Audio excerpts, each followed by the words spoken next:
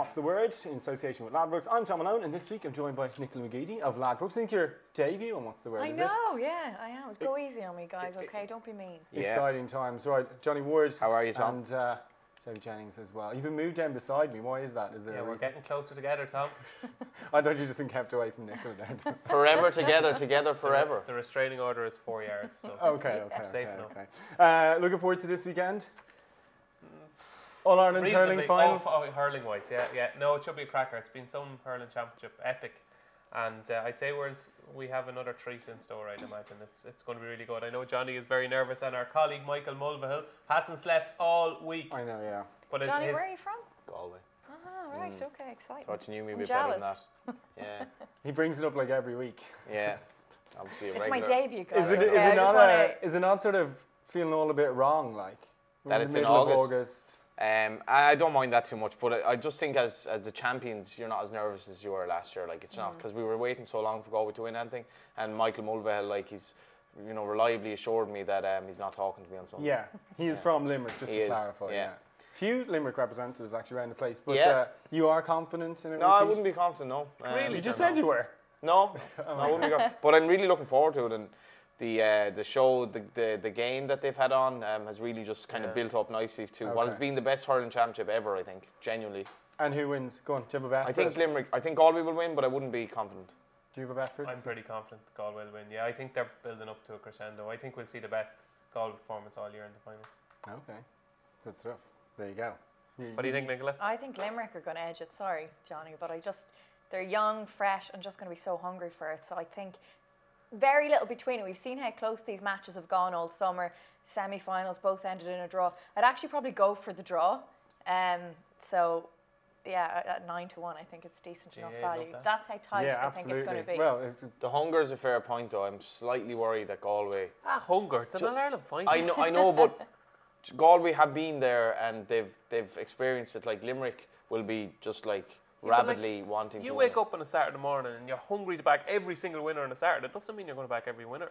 Yeah, well, invariably it means that I won't, actually. Yeah. The only thing I'd say is, like, Galway have been there and done it, and it's always really hard. This is the first time for these players, for Limerick, and history doesn't bode well for first time, finalists. For obviously, Galway know how to get over the line. Yeah, exactly. So that's the only kind of psychology. We played in an intermediate final a couple of years ago. It's basically the same thing.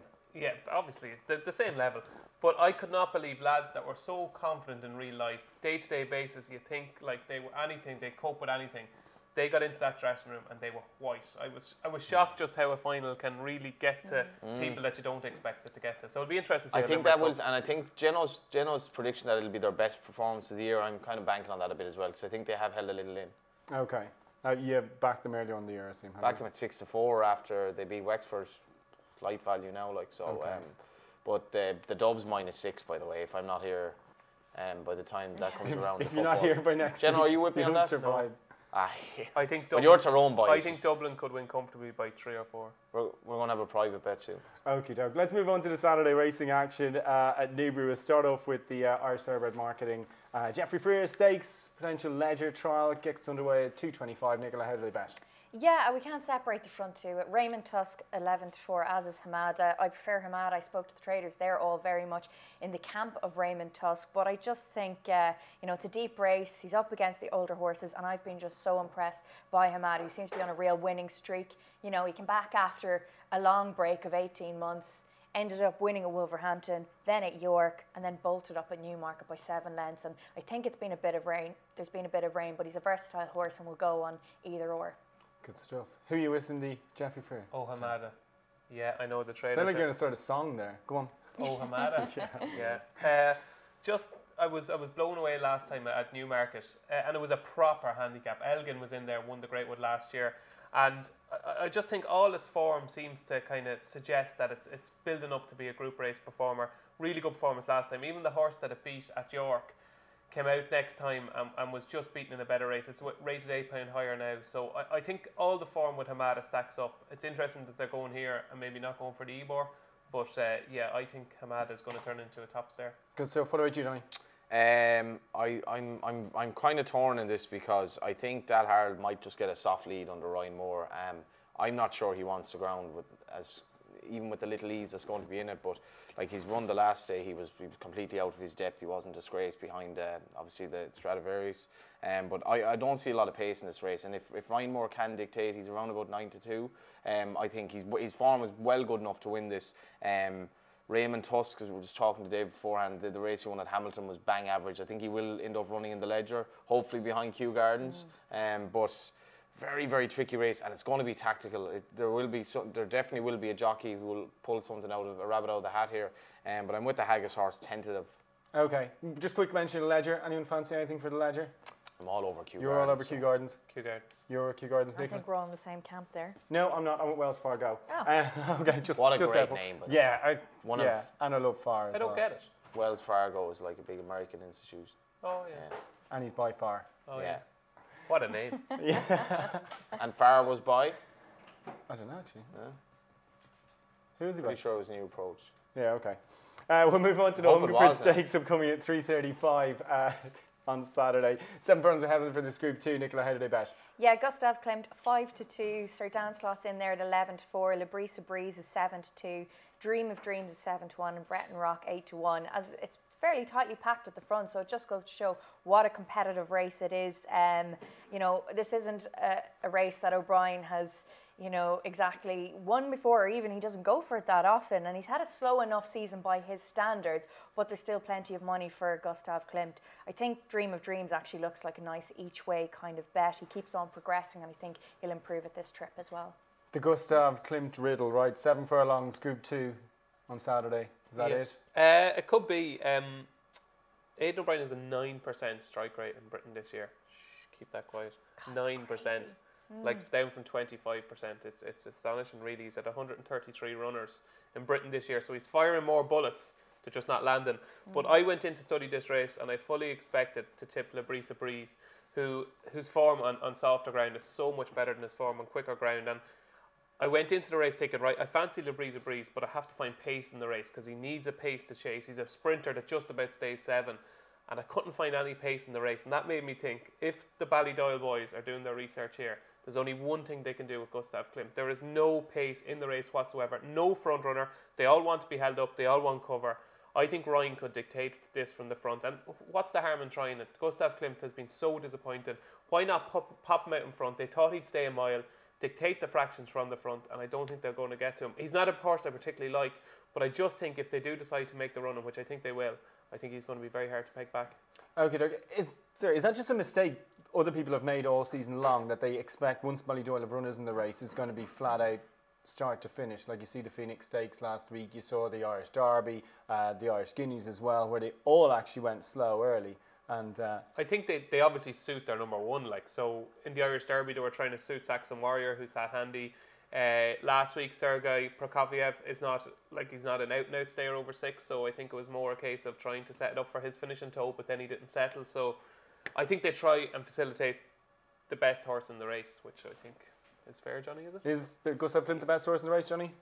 Probably not really, but like I think it's a bit harsh to say he's been really disappointing, because he was basically overhyped in a sense as a 2-year-old. His form was good, but it wasn't like he was off from he was off from July, and then we didn't see him, so he didn't really run in proper company. His RPRs this year are 1-1-3, 1-1-2, 1-1-3, 1-1-9, 1-1-3, 1-1-6. That's not bad. Like, he's just not a top-notch horse, and that's why Aidan is bringing him over to run him in a Group 2. Like, I didn't think he'd run him in this race, but I think he's like, well, where are we going to win with Gustav Klimt? Yeah. Like, well, his run in the Sussex wasn't bad. It's just that's probably where he is. You know, That was a muddling race. It was a very muddling race, which probably suited Light and Spear. I think Geno makes a good, strong case for Ryan Moore. You know, and if Ryan is going to listen, And Ryan to does Geno, watch this show, so Ryan, Yeah. if you're watching, just pop him out in front. He's always complimenting. if Dictate the he's having a fraction. shy little smile to himself at home with the kids. He's saying, I Um, hate that David Jennings. That's what he's Yeah, saying. and you know, he's going to text his sister Hayley, and Hayley be like, "No, Geno's a good lad." Yeah. Like, you know. Oh, he's out in Australia You with him. know, He's okay. yeah, you Yeah, know Hayley as massive well. fan of Ryan Moore. But I'm with He's Labrisa. no Haley, though. Hayley's an absolute Superwoman. gem. Don't ever go on a drink with Haley Moore. It is the best crack. Isn't she? Isn't she I some was crack? at That might be the We best had tip fun you've in ever given on Melbourne. this show, to be Yeah. fair. Yeah, well, Look at it's Dave odds with on now. Haley But yeah, I'm with Labrisa Breeze. Just that little bit of ease in the ground. What? You're just after making the case for Gustav Klimt. No, I'm just saying I think he's not as disappointing maybe as people say. He ran well in the Guineas, well enough. You know, he just is what he is. There was more hype about him. Even his sister was beaten, touch 101 in running, was beaten at Leopardstown in her 4th start last night. Slightly going down the road of not really progressing as much as well. So Larissa Breeze, if it doesn't turn into an absolute crawl, his form is rock solid. And yeah, he's my selection. Sir Dan Slot, are you not good really? enough, no. Has his chance, but a lot will depend on tactics. I do think a lot of people now be thinking like, yeah, he's going to make the run. Yeah. Well, You heard it David here Jennings first. said so. But he is a straightforward horse who doesn't really have a turn of foot, like, so why not? Absolutely. Yeah, absolutely. On to Ripon, which is not often something we say in the show. Anyway, the Great St Wilfrid Handicap is the feature event there. St Wilfrid, by the way, patron saint of Ripon. Anyway, how did they bet in this, Nicola? Yeah, I mean, I think it was Richard Fahey's assistant trainer said you could run this race 5 times over and you get a different winner each time. That's how competitive and how tricky it is to find a winner. Like, we have Growl, who's 8-1 favourite. After that, at 9-1, Golden Apollo, Piper's Note, Spring Loaded and Kimbrella are in there at 10-1. Flying Pursuits 11-1. Fahey's got a really strong team here. Growl is always very popular with punters. He looks to be coming back to form. And yeah, he was a respectable 3rd in the Stewards' Cup. So yeah, he only managed 9th in the race last year. But if he gets a bit of luck, you know, he is a strong enough favourite. But Tim Easterby, very well represented in the race as well. He's got Flying Pursuit and Golden Apollo. So yeah, I think Piper's Note, though, is the real course specialist here. And at 9-1 would be my selection. Good stuff. Who do you like in the Great St Wilfrid? I like Shanghai Glory. Was 3rd in the race last year off 101. He actually won his own side. Like, they say you need to be drawn high in this race. The stats over the last couple of years say you need to be drawn high. But last year, Matmu was drawn 10, Piper's Note 3, Snapshots 5. So 3 of the first 4 home were all drawn low and went the far side. And lo and behold, Shanghai Glory off 101. Jamie Spencer won the near side convincingly now by about 2 lengths, but was finished 3rd because the 2 on the far side were in front. £4 lower now. I thought it bounced back to form last week at Newmarket. Surprising that Charlie Hills ran him in that race, but I think he just needs that bit of cut in the ground. I think he likes Ripon. If he ran the same race he did last year, I think it might be good enough. And you're just hoping for the draw this time that he'll have luck on the draw side. So yeah, Shanghai Glory for me. Okay, Johnny? I'm with Alcawa here. Conor McGovern taking off the 3. Incidentally, Conor used to ride for Michael Halford, who had this horse back in the day. He's very, very consistent type of horse. If you go back to his last run at Ripon, he was just ahead of Mobsa. He's running off the same mark with the 3-pound claim added in. If there's any rain, it will suit him. He's quite versatile, but a little bit of ease. He didn't run badly in the Woking. This is a fair bit easier, and I think he'll run a big race. Good stuff. Right, on to the... anything else for you on Saturday, by the way? Jenna, you usually have a lift. Yeah, 2:45 at Newmarket, buffer zone. While on the face of it looks like he was disappointing last time at Windsor, it was one of these nights where there was a distinct advantage on the near side rail at Windsor, and he was out in the middle. He was beating at odds on in a handicap, but the winner, Kimmy 5, won that off 78, is right at 91 now. The second, Perfect Hustler, is right at much higher as well. So in hindsight, it was actually a really good run, and he's been dropped £1 for it. Andrea Atzeni rides, and I think Newmarket will suit much better. I know he's won at Windsor, but I think that stiff uphill finish on the July course will suit. Buffer zone, I think he's a good sprinter going places, so I'd be pretty confident he'll win the 2:45. And in the last race at Newbury, Del Arca bounced back to form over hurdles at Utoxer last time. Won very easily off 142. It's running off, I think, 78 on the flat, and I've never heard of the jockey Siobhan Doolan. I think she's been 3rd 3 times from 9 rides, so she should be okay. And it's a lady rider's race, but could be chucked in off its flat mark. Del Arca. Yeah, okay. Johnny, anything else for you on Saturday? I'm going to go with a bit of a price here. Byron Beauty in the Harry Rogers horse, who runs in the 620, and it's actually competitive. What's that? It's 620 where? At Tremor, rather. Okay, sorry. yeah. So Tremor in the middle of their festival. No stalls, of course, in these races tomorrow, but a fascinating concluding handicap. We're right down the middle, who landed a monster gamble at Perth last time, is running off 55 over 2 miles, and the man of the moment, Mark Enright, riding him. But he's taking on Hey Little Boy, who looks very well in as well, so it'll be an intriguing betting race to get out in Tremor. But I think Byron Beauty at a price in the 620, the Hibernian Hotel Tremor handicap. Anything else for you on Saturday, Nicola? Jumping off the card at you? Yeah, I suppose 7 go into the Denford Stakes, but Boytrin, I think, looks fairly solid at 7-4, unbeaten 2-year-old. Good stuff. Right, we're going to focus on York. There's not much going on Sunday, and obviously by the time we sit here again, York will be well underway. So quick thoughts on the big one. The Drummond International going to post at 3:35 on Wednesday, Nicola. How did they bet for that? Yeah, it looks a brilliant race. Poets' Word 2-1, Roaring Lions in there at 5-1, and Saxon Warrior is 4-1. So yeah, they're the front three that people are looking at, and very competitive. Right. What did Aidan say at the Irish He Champions? said launch? he Very was positive, he was very positive about Saxon Warrior. Yeah. Yeah. Right. Is that go not on. the answer you wanted there? So it'll obviously be logical to run here and then on to Irish Champions Stakes. yeah. You were there. I was, but I didn't really have any work to do, so I was kind of just there to eat and Eating mingle. canopies. Yeah. Nice canopies, to be If they fair. all turn up, Cracksman, if he happened to show up, doesn't look likely. What a race! Yeah. Oh, You've been dissing Cracksman all summer long, and now you're But going to he's say still- he's going to make He still this has that race. element of kind of swagger about him, like a Okay. ground. superstar. He just needs soft ground. Yeah, I'm not sure he's going to get it. I don't think it's favourable in terms of forecast. I think Poet's Word is rock solid. I think this is still probably more his trip than 1.5 miles. He's been to a lot of the dances, as they say, this summer, but yeah, I still think he's a horse to beat. It'd be a fascinating race if the 2-3-year-olds won. Yeah, absolutely. What about you, Jenna? Roaring Lion. Thought his best performance was in the Dante. I think York suits him, that long straight where he can just gradually up the gears. And, you know, beating Saxon Warrior in the Eclipse, if you watch the race again, he did incredibly well to win because Oisin Murphy made the moves at all the wrong time. He made move on the bend, and it was like he was riding the race knowing that he was on by far the best horse. He'd get more cover, I think, at York. Made the right moves in the inquiry, though. He did make the right moves in the inquiry, but I would upgrade that performance. I thought he was at least a length better horse than Saxon Warrior. So Saxon Warrior's had all to do to beat him, I think. Should jockeys be asked to be interviewed in inquiries? Yeah. No, Absolutely not. it's absolutely. What are they going to do? They're only going to sit there. Pointless. You're literally encouraging them Yeah. to tell lies. Like, Have proper camera angles and you know. Like, Never what really are you thought going to of it. say? Like, right, on to the York Strokes. Not sure if you have betting for this one, Nicola, but We York don't, Strokes but I on can give Thursday, you like a 3:35. rough Give us a clue. enough A clue. guide. Go like, for it, Nicola. Yeah. Sea of Class will likely be the favourite. Haggis obviously upset the Irish trend at the Curragh this summer. She won the Irish Oaks. Then Lawrence will be up there, Forever Together as well. Will be in there, and Wild Illusion as well. I think they'll be the front few in the betting. But Sea of What Class about favourite. Laddie Dar? Lati Dar, yeah. Is it going to happen?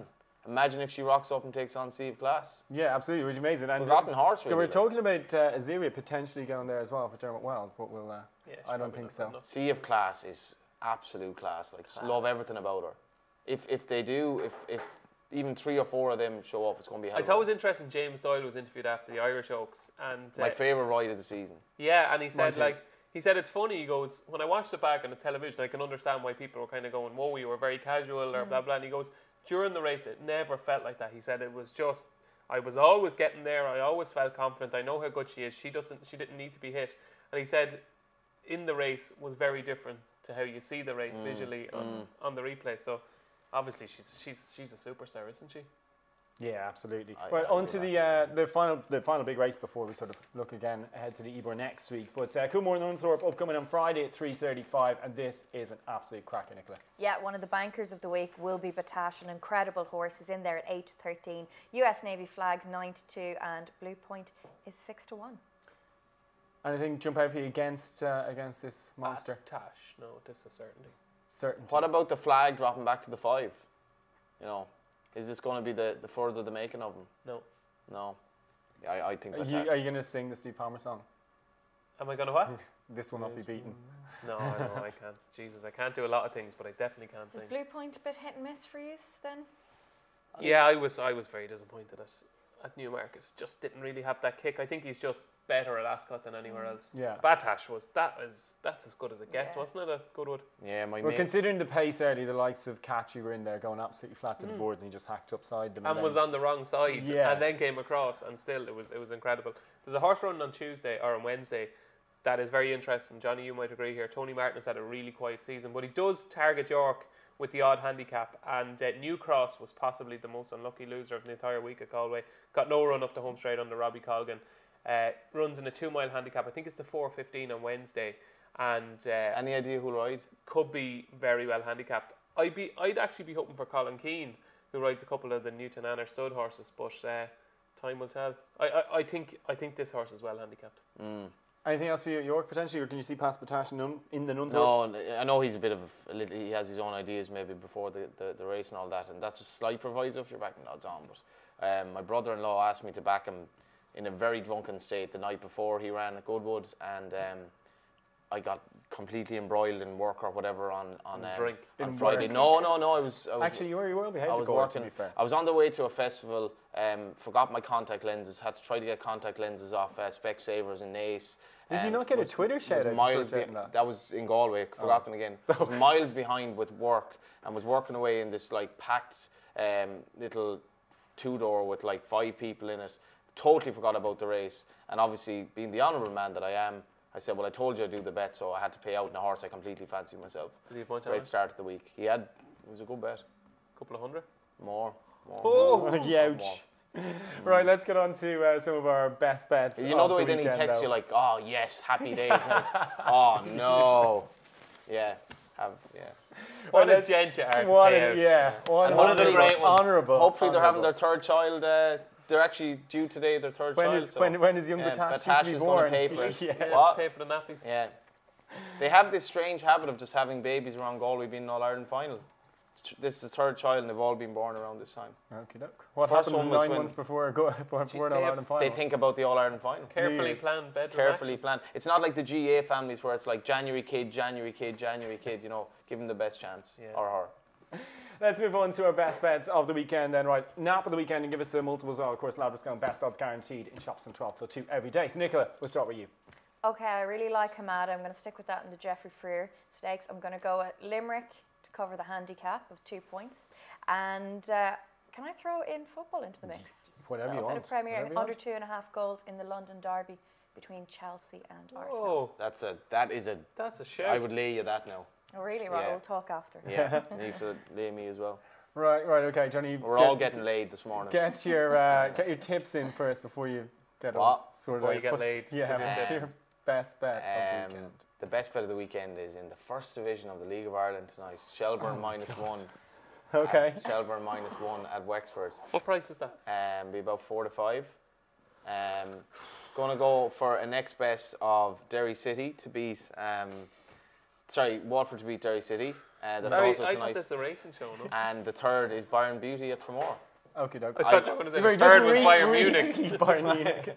Bayern Beauty. That reminds me of when I put London and New York Gaelic footballers in a double there earlier on in the year. London were playing in the league that weekend, but I wanted to back New York to beat Leitrim in the championship, and I was pleading with Boyle Sports, we obviously shouldn't mention. Come on. But I was pleading with them to put in Paris Saint-Germain that weekend, so you could have New York, London, and Paris in a treble, but they wouldn't price up Paris Saint-Germain. like your own fragrance or something, or fashion line. Like Trotters Independent Traders, like Paris, New York, Peckham. Jenno, are you going to rescue the situation? Yeah, I'm going to go for the Ulster Table Tennis Championship. Okay, yeah. No, I'm going to go for Buffer Zone in the 245 at Newmarket. I'm going to go for Hamada in the Jeffrey Freer. And I'm going to go for Gustav Klimt, reluctantly, in the Hungerford. That'd be my treat. Buffer Zone is the one. Do you reckon Ryan is going to, like, post-race, basically give all the platitudes to David Jennings? I really hope so. But like I presume, the way Aidan will thank like all the lads at home, and David Jennings, Listen, David Jennings, I'm glad he gave me that tactical tip. I told you the story about the other day. I'll tell it really quickly because I know we're running out of time. But there was a big lunch for Aidan O'Brien and John Magner, who were getting presented with an award of merit from Longines, and Juan Carlos Capelli. Aidan O'Brien was didn't get a watch. Yeah, no, I didn't know. Juan Carlos Capelli was there with Aidan, and Aidan said, "Can I introduce you to my family?" And I was at the O'Brien table for the lunch. I don't know how, but I was. Why invite for all this? So our editor Richard Forrester was on holidays, so it was only just a substitution. But so I was there, and Aidan was coming around, and this is Anna, and Anna got up and shook hand. This is Joseph. This is Sarah. And I see them coming towards me, and I said, he has to stop before he gets to me. Like, sure, I'm only just a randomer at the table. Like, and Aidan, being the gentleman that he is, looks at me and goes, and Juan, this is David, this is David. And Juan Carlos looked at me and he goes, well, you're not a jockey anyway. But he is a race planner. Come on, Juan Carlos. Yeah, cheers for that, Juan. Yeah. If you're watching, I'll be 3 stone lighter for my wedding. Will you? Yeah, he's been saying what this. What price will be 3 stone lighter? Go on, finish the show. What are you aiming to lose? A bit. Couple Couple of pounds. Yeah. I'm totally going to get on to the Clark scales to get us the scales for this at some stage in the build-up. What's the word? What's the weight? I On think we that should note- have a little bet though. You know, I'll give you maybe a charity bet to lose X amount. Now you're talking. Now you're God, I talking. Now you're talking. Joseph O'Brien. I feel a bit of pressure now, to be honest. Good. It's your wedding. Right, let's wrap on that note. Thanks for watching. Thanks for listening. We'll be back again next week with more That's the Word.